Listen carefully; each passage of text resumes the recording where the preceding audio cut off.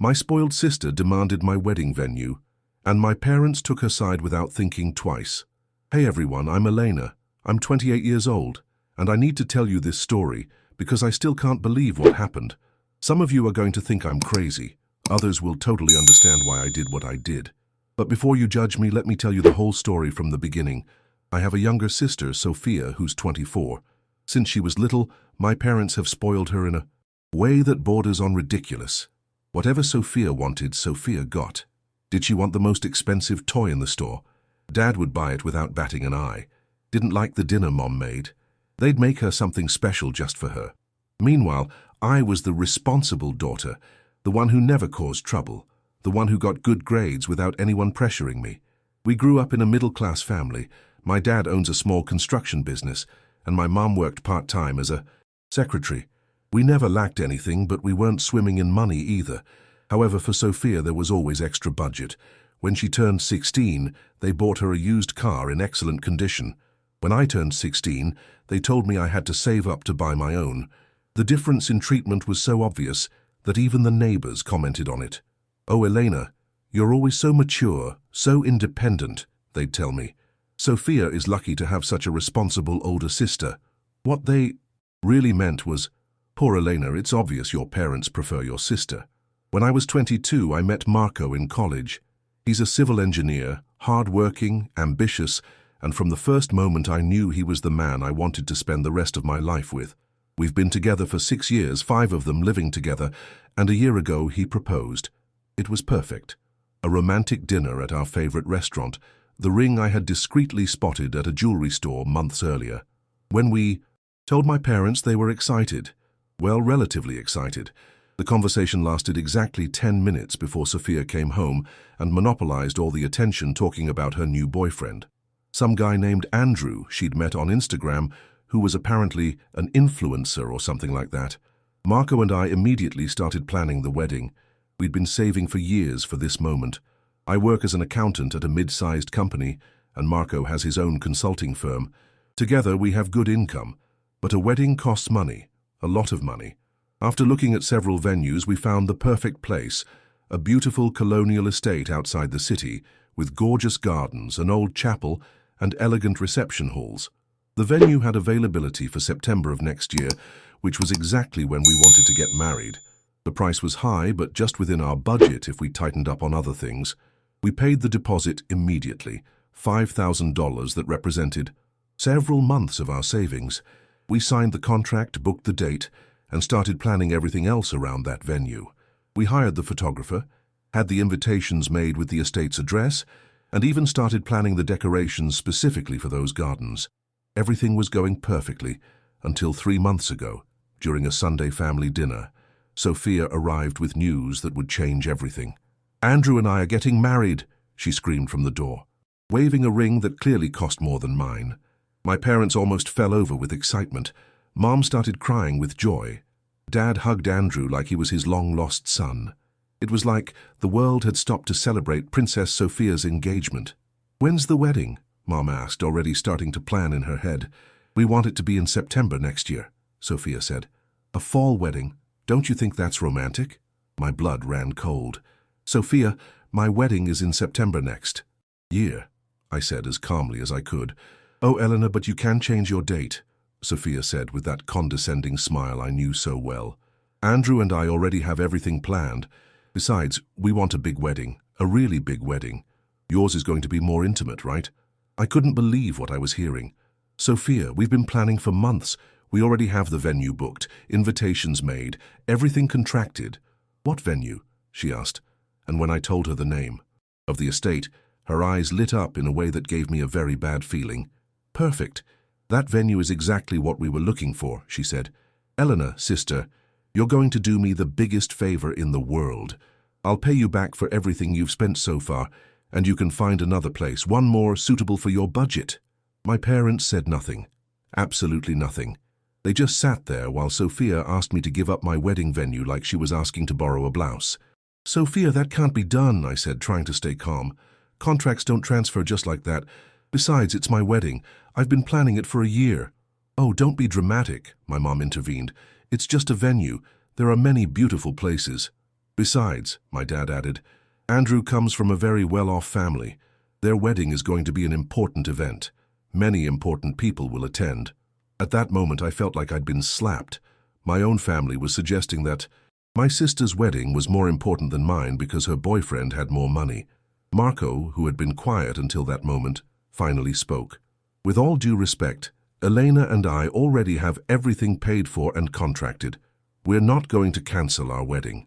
Sophia looked at him with contempt. It's just a matter of money, right? I told you I'll reimburse you for everything. It's not about money, I replied. It's about principles. It's my wedding, my date, my venue. What followed was a fight that lasted hours. Sophia crying, my parents asking me to be understanding, Andrew talking about how important his family was in local society. In the end, Marco and I left without having given in an inch. For the following weeks, the pressure was constant. Daily calls from my mum, text messages from my dad, even my aunt got involved to mediate. All with the same message, Elena, be the older sister, let Sophia have her special day. The last straw was when I came home from work and found Sophia in my living room, with my mum going through my wedding planning folders. Oh, Elena, you're here, my mum said, as if it were the most normal thing in the world for them to be in my house uninvited. Sophia wanted to see the details of what you've planned so she could replicate some ideas. Look, sister, you have very good taste, Sophia said, flipping through my bridal magazines. I'm going to use the same florist, the same photographer. It's easier for everyone that way. How did you get into my house? I asked, furious. Oh, Eleanor, I've had your emergency key for years, my mum said. I thought you wouldn't mind. Marco arrived half an hour later and found my family still in our living room, now with the wedding invitations spread out on the coffee table. The argument that followed was epic. Marco asked them to leave. Sophia screamed that he had no right to kick her out of her sister's house. My mum cried, saying we were destroying the family. That night after they left, Marco and I talked seriously. We were tired, stressed, and frankly fed up with the whole situation. You know what? I told him. Let her keep the damn estate. Marco looked at me surprised. Elena, it's your dream wedding. It was my dream wedding. But now all I see when I think about that place is my sister's face. I don't want to get married there. The next day I called my parents and told them Sophia could keep the date and venue. The joy in their voices was like a stab to the heart. They didn't even ask how I felt or if I had found an alternative. This is where the story gets interesting. What my family didn't know is that Marco and I had been looking at other venues before deciding on the estate. One of those places was a property that belonged to Marco's family, a gorgeous 19th century country house that his grandfather had completely restored. We hadn't seriously considered it because we thought it would be awkward to ask for it, but after what happened with my family, Marco's grandfather insisted we use it. The property was absolutely spectacular, 10 times more elegant than the estate, with gardens that looked like something out of a movie, a main house that was practically a mansion, and capacity for 300 guests. Best of all, it wasn't going to cost us a penny. Marco and I decided not to tell my family anything. We simply told them we had found another place and that the wedding was still scheduled for September. During the following months, while Sophia planned her wedding of the century at my former estate, we quietly planned our true dream wedding. We hired the best vendors, designed a celebration that would make any wedding magazine pale in comparison, and invited 250 people. In August, 1 month before the wedding, we finally decided to send out the invitations. But before mailing them, I personally delivered one to my parents' house. My mum opened the envelope in front of me. The expression on her face was priceless when she saw the venue address and realized the magnitude of what I had been secretly planning. Eleanor, this address, isn't this the Hernandez family's country house? Yes, Mom. Marco's family offered me their family property for the wedding. But this house is featured in architecture magazines. It's historic. Events here it's not costing me anything, Mom. Turns out marrying the owner's grandson has its advantages. I watched her process the information, how she slowly realized she had bet on the wrong horse. Elena, honey, I had no idea that Marco came from a family like that. No, you didn't know, because you never bothered to ask about his family. You just assumed that because he worked hard and didn't brag about his money, he must be middle class like us. My dad came in at that moment, and when my mom explained the situation, his face went through the same transformation. "But Elena," he stammered, "if we had known what, Dad? Would you have treated Marco better? Wouldn't you have pressured me to give up my wedding venue to Sophia?" Sophia arrived an hour later, and when they told her, her reaction was exactly what I expected. "It's not fair," she screamed. "You never said Marco had money." "Marco doesn't have money, Sophia. Marco's family has money, and they're humble people who don't feel the need to show off. But my wedding is already planned. I already contracted everything for the estate." "Well, that's too bad. Maybe you should have thought about that before trying to steal your sister's wedding." The week before my wedding, my family called me constantly. They wanted to fix things. They wanted me to remember that family is the most important thing. They wanted to make sure they had good seats at the ceremony. I told them that of course they were invited. After all, they were still my family, but that their seats would be in the corresponding section, as secondary family, not as the main family. The wedding day was absolutely magical. The property looked like a fairy tale. My 250 guests couldn't stop talking about how spectacular everything was, and I felt like a true princess. My parents arrived early, clearly nervous and uncomfortable. They had never been to such an elegant event. Marco's grandparents received them with courtesy, but without warmth, after Marco had told them the whole story. Sophia arrived with Andrew, both visibly shocked by the magnificence of the place. Throughout the entire ceremony, I could see her looking around with a mixture of envy and resentment. The reception was epic. There was a live orchestra, a 5-course menu prepared by a renowned chef, wines from the Hernandez family's private cellar, and fireworks at the end of the night.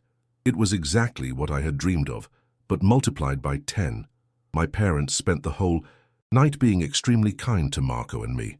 My dad approached me during dinner and said, "Elena, my love, forgive me for not valuing what you had with Marco before. He's an exceptional man. He's the same man you met 6 years ago, Dad. The only thing that changed is that now you know where he comes from." Update 1. It's been 3 months since the wedding and things have been interesting. First, Sophia's wedding. It took place at my former estate, just as planned. According to the reports I received, because obviously I wasn't invited, it was a nice wedding but pretty standard. The estate is pretty, but after seeing the photos from my wedding at the Hernandez property, all the guests who had been to both weddings couldn't stop making comparisons. Apparently, throughout the entire reception, people were commenting, "Oh, but did you see the photos from the sister's wedding? That one was really spectacular." My cousin Carolina, who went to both weddings, told me that Sophia was visibly upset every time someone mentioned my celebration. The funniest part was when Andrew, Sophia's influencer husband, tried to show off my wedding on his social media as if he had been invited. He posted photos of the Hernandez property that he had clearly downloaded from my Instagram, pretending he had been there. Several guests from my wedding caught him and started commenting, asking why he was lying. He had to delete the posts. My parents have been trying to get closer to Marco and me since the wedding. Suddenly they want to have family dinners every week. Suddenly they're super interested in getting to know Marco's family more. Suddenly I'm the perfect daughter again. It's transparent and honestly pathetic. Marco has been polite but distant to them. When my mum suggested we should buy a bigger house to receive family, Marco responded, "Mrs. Carmen, Elena and I already have plans for our house, but thanks for the suggestion." Sophia, on the other hand, has been sending me messages trying to fix our relationship. Messages like, "Sister, I know things got complicated, but we're family and we should support each other." And my favorite, "Elena, I think both marriages have made us mature. We should go on honeymoon together, both couples." I haven't responded to any of her messages. Update 2. 6 months after the wedding and things have gotten even more interesting. Turns out Andrew, Sophia's influencer husband, isn't exactly what he appeared to be. His well-off family turns out to consist of a dad who owns a successful auto shop and a mom who sells insurance. Nothing wrong with that, of course, but not exactly the important family that Sophia had been bragging about. More importantly, his whole influencer personality was basically smoke and mirrors. He has like 15,000 followers, most of them bought, and his sponsorships consisted mainly of promoting sketchy supplements and cheap clothes from China. Definitely not the income level needed to maintain the lifestyle Sophia expected. I know this because Sophia, in a moment of desperation, called me crying 2 weeks ago. Elena, I need your help, she sobbed over the phone. What happened, Sophia? Andrew and I were going through financial problems. The wedding cost much more than we expected, and now we can't pay for the honeymoon or the apartment we rented. Apparently, they had spent all their savings and borrowed money on the estate wedding, expecting that Andrew's social connections would help them network and get better business opportunities. It didn't work. And you're calling me because I thought maybe Marco could help Andrew get some work in construction or something, or maybe you could lend us money to get out of this hole. I stayed silent for a long moment. Sophia, do you remember 6 months ago when you tried to steal my wedding venue because yours was going to be an important event with important people? Elena, that's in the past. Do you remember when you said I could find a place more suitable for my budget? Sister, please. Do you remember when Dad and Mom said your wedding was more important than mine? Elena, I'm desperate. Well, find yourself a place more suitable for your budget, Sophia. And I hung up. Marco, who had heard the entire conversation, came over and hugged me. Do you feel bad about hanging up on her? Not at all. Actually, I feel liberated. My parents called me that same night, obviously already informed by Sophia about our conversation. Elena, your sister is going through a difficult time, my mom started. Mom, my sister is a 24-year-old adult. Her financial problems are not my responsibility. But she's your sister, and I'm her sister too. Where was that energy when she wanted to steal my wedding? My dad took the phone. Eleanor, we understand you're upset, but family helps each other. You're right, Dad. Family helps each other. It's a shame you didn't remember that when I needed your support 6 months ago. Update 3. 1 year after my wedding, and the situation has reached a point I never imagined. Sophia and Andrew got divorced 3 months ago. Apparently, when they ran out of money, they also ran out of love. Andrew moved back in with his parents, and Sophia had to return to my parents' house. The irony is delicious. After years of being the princess who had her own apartment while I lived with Marco, now Sophia is the 25-year-old daughter who had to move back into her teenage bedroom. But here comes the best part. My parents, who for years had financed all of Sophia's whims, apparently reached their limit when they had to pay part of the debts from her failed wedding. My mom called me a month ago with surprising news. Elena, we need to talk to you about something important. What's wrong, Mom? Your dad and I have been thinking a lot about everything that happened last year. We realize we made very big mistakes with you. Uh-huh. We want to compensate you somehow. We've decided we want to give you the house. I was speechless. The house where I grew up, where they still live, valued at approximately $200,000. Excuse me? We want to put the house in your name, as an apology for how we treated you, and as an early inheritance. And where are you going to live? We're moving to a smaller apartment. It's time to downsize anyway. And Sophia? Sophia is going to have to find her own way. It's time for her to learn to be independent. I couldn't believe what I was hearing. After 28 years of being the second priority, suddenly I was the favorite daughter. Marco and I discussed it and decided to accept the house but not to live in it. We're going to rent it out and use the income for our retirement fund. My parents moved to a 2-bedroom apartment last month. Sophia, as expected, didn't take the news well. She sent me a series of furious messages accusing me of manipulating our parents and stealing her inheritance. In the end, she wrote, "I hope you're happy destroying this family." I replied, "I didn't destroy anything, Sophia. I just stopped being the scapegoat." Last Sunday, we went to lunch with my parents at their new apartment. It was the first time in years we had a family conversation without drama, without someone asking for money or creating conflict. Elena, my dad told me at the end of lunch, I know it's late to say this, but we were always proud of you. It's just that we didn't know how to show it. Dad, what matters is that you're showing it now. Marco took my hand under the table and smiled. After so many years of feeling like the invisible daughter, I finally have the family I always wanted. And Sophia, well, Sophia is learning what real life is like. Lately, I've seen her working at a store in the mall. It's the first time she's had a real job. Maybe someday we can rebuild our relationship as sisters, but this time it's going to be on my terms, not hers. And that's my story, guys. What do you think? Do you think I was too harsh with my sister, or that she finally got what she deserved? Let me know in the comments. If you enjoyed this story, don't forget to give it a thumbs up and subscribe to the channel for more stories like this. Share the video with those people who you know will totally understand why I did what I did. And speaking of stories you won't believe, right now on screen you have another video with an equally crazy story. A woman who discovered that her mother-in-law had been planning to ruin her marriage from day one, and the epic revenge she pulled off. Trust me, you're not going to want to miss it. Click on it and let's continue with the drama. See you in the next video.